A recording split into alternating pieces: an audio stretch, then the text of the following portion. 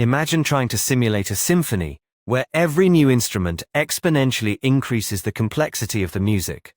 That is the challenge of simulating nuclear magnetic resonance for large molecules, but this paper explores a quantum solution that might finally break the silence.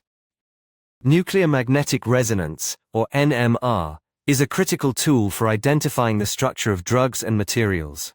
However, classical computers hit a hard wall known as the Liouville limit, around 32 spins, where the computational cost of simulation explodes exponentially.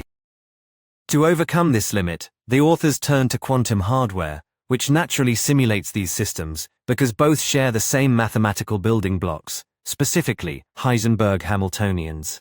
The challenge, however, is that current NISQ computers are noisy, and the deep circuits needed for these simulations often drown in errors. The researchers developed a pipeline that maps nuclear spins directly to qubits in a one-to-one relationship.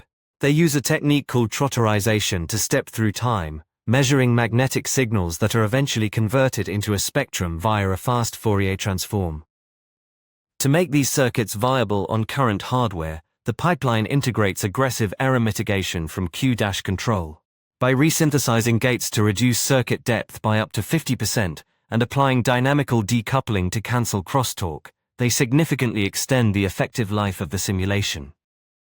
With this robust pipeline in place, the authors moved to testing it on real-world quantum utility experiments. They deployed their simulations on IBM's superconducting Heron chip and IonQ's trapped ion Forte system. Remarkably, they successfully simulated a 34-spin phosphorus cluster, pushing beyond the practical 32-spin wall that constrains classical approaches. This figure compares the spectra generated by the two different hardware platforms for a symmetric molecule.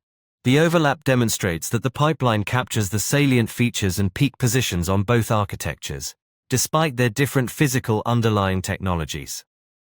The error mitigation improved signal accuracy by a factor of 12 to 22, successfully identifying correct peak positions.